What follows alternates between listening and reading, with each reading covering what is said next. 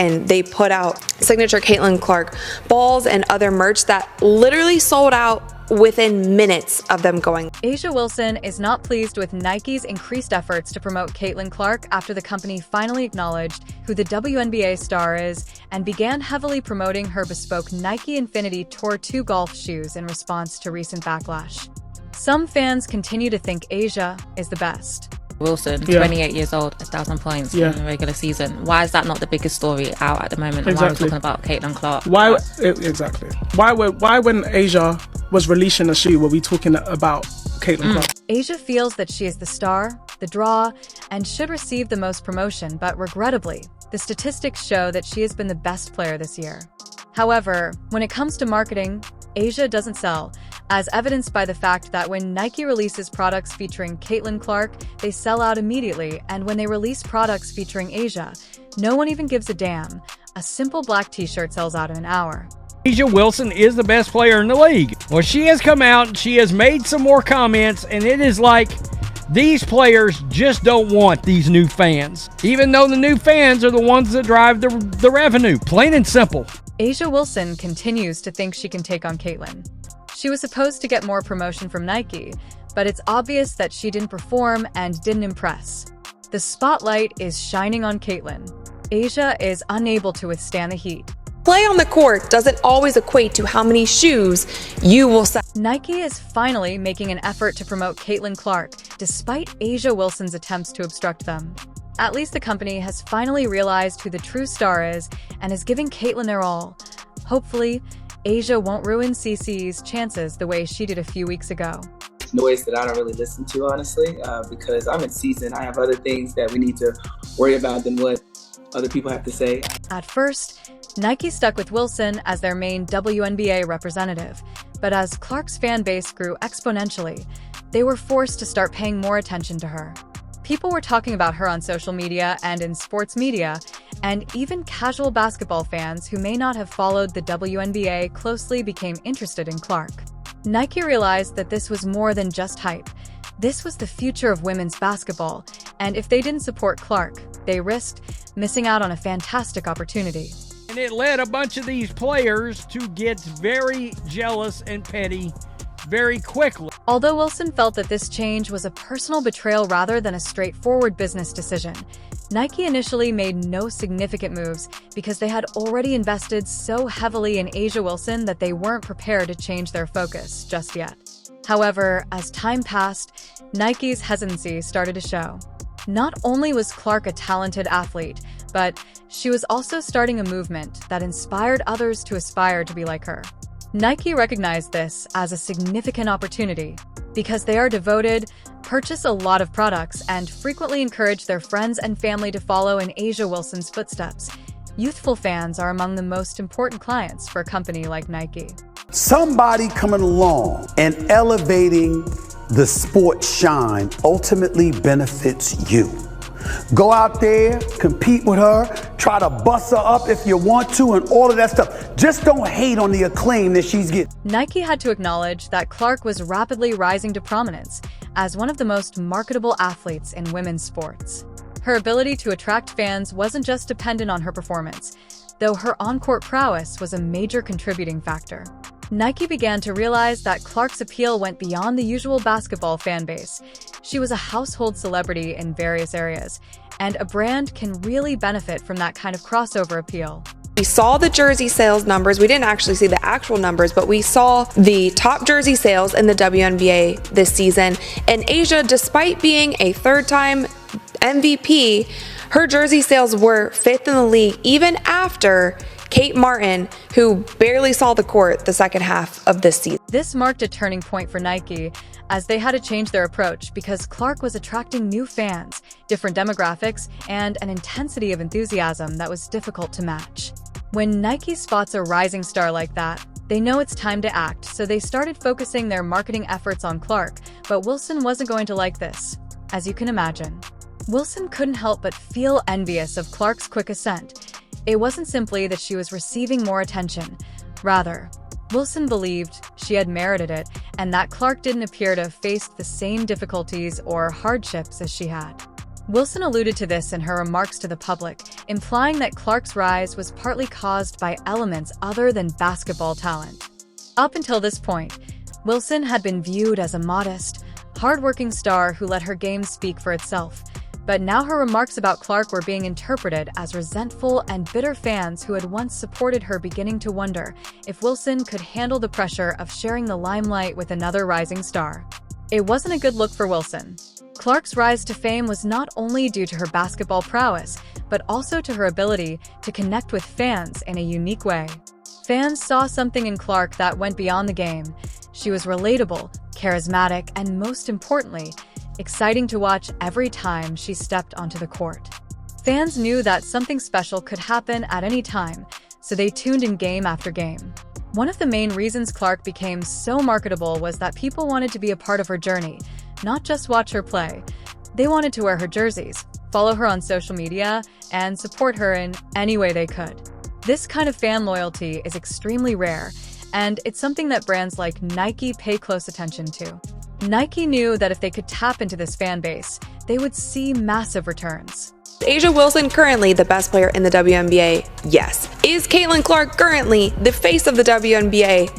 Yes. Do I think if A'ja Wilson dropped a shoe and CaitlinClark dropped a shoe today at the very same time, that CaitlinClark would outsell A'ja's shoe by 100 times? Yes, I think that would be the case. Nike saw a huge business opportunity when they began releasing products related to Clark. The response was overwhelming, with jerseys bearing her name flying off the shelves and even basic items like posters and t-shirts selling out. Fans couldn't get enough of Clark. When Nike hinted that they were creating a shoe with Clark's name on it, the excitement reached new heights, and everyone knew that when the shoe eventually dropped, it would sell out in minutes. However, the true game changer was the anticipation for Clark's custom shoe, which fans had been waiting for this moment. For A'ja Wilson, this was a difficult comparison because, although Wilson had a devoted following, it wasn't nearly as strong as Clark's, and Wilson's merchandise sales were steady, but nowhere near the sellout numbers that Clark was generating. This was one of the main reasons Nike started shifting their promotional focus. It wasn't personal, it was just business. Clark's fan base was larger, more engaged, and more willing to spend money on her products. Stop being petty. Stop being catty, cause she like a double-edged sword. She couldn't tell left and right, and it's bothering y'all, and I see it. Let's go, Caitlin. Hey, do me a favor, CC. Send your favorite a jersey with your autograph on it. It was a harsh reality that no matter how much she accomplished on the court, her merchandise sales just couldn't compete with Clark's, and in the world of sports marketing, that's what matters most. This kind of commercial success is what brands strive for, which is why Nike couldn't ignore Clark any longer. They knew that heavily promoting Clark would result in bigger sales and more brand visibility. Nike carefully considered their options and formed strategic plans before deciding to switch their focus from A'ja Wilson to CaitlinClark. Since they had been with Wilson for years and had developed a close relationship with her, Nike, one of the largest brands in the world, didn't take decisions lightly. However, when CaitlinClark rose to prominence, they realized that this was an opportunity they couldn't afford to pass up, and players like Angel rebacked A'ja. In actuality, though, Caitlin is the face of Nike, and A'ja had to step down. Y'all stop being petty. Stop being catty, cause she like a double-edged sword. She couldn't tell left and right, and it's bothering y'all, and I see it. Let's go, Caitlin. Hey, do me a favor, CC. Send your favorite a jersey with your autograph on it. From Nike's point of view, this wasn't about picking one player over another or claiming that Clark was superior to Wilson. Rather, it was about following the numbers. Clark was attracting more fans, more excitement, and more money. So Nike knew they needed to capitalize on this moment and put more of their promotional resources behind Clark. Of course, this didn't make it any easier for A'ja Wilson, who felt that this shift was personal because she had been the face of Nike's WNBA campaigns for so long, and now it seemed like they were moving on without her. However, from Nike's point of view, this was simply the natural evolution of the company. Clark was the rising star, and they needed to invest in her to keep the brand moving forward. Seriously? The arrogance. People are going to consume what they want to consume and who they want to consume. whether you like it or not, and it's not up to A'ja Wilson to let anybody do anything. A'ja Wilson saw this change in Nike's approach as more than just a business decision. It was a very personal one. She had centered her entire brand on her relationship with Nike, so it felt like all of her hard work was being disregarded when Nike began to prioritize CaitlinClark. Wilson couldn't help but feel offended and frustrated by the circumstances. Wilson's relationship with Nike had always been solid. She had been with them for years, represented their brand with pride, and embraced her position as a WNBA leader. However, the truth was that she was unable to sell. Even though she had been the best player for years, her ability to sell products was lacking. Being a good player is not the same as being a star. Caitlin possesses both of those qualities. One of the hottest selling jerseys in sports, y'all, according to Fanatics, led by the one and only Michael Rubin. Clark's Indiana Fever jersey is apparently sold out in all sizes. It was rumored that she actually outsold Dallas Cowboys. The WNBA has been affected by CaitlinClark's ascent to fame. Her accomplishments have improved not only her personal career, but the league as a whole. The WNBA has been striving for years to increase awareness of women's basketball, and Clark's capacity to draw spectators and create enthusiasm has done just that. Clark's appeal extends beyond her on-court talent. It also includes her ability to engage with fans, infuse the game with excitement, and open up new markets. This is a big change for the WNBA, which has been trying hard to increase its fan base, since individuals who may not have previously watched the league are suddenly turning in to watch Clark play. Additionally, sponsorship agreements for the WNBA are beginning to come in, and a large part of it is because of Clark's celebrity. Brands that previously might not have been interested in working with the league are now keen to do so because of Clark's appeal. The league will have more money because to the increased sponsorship interest, which it may utilize to upgrade facilities. Increase player compensation and expand the game's player base. Clark's ascent is also contributing to the growth of new women's basketball fans, who are beginning to perceive the WNBA as a league full of exciting and great players, which is changing the perception of the sport. Clark's success demonstrates the enormous market for women's sports and how it is advancing the WNBA. Wherever she goes, ratings follow.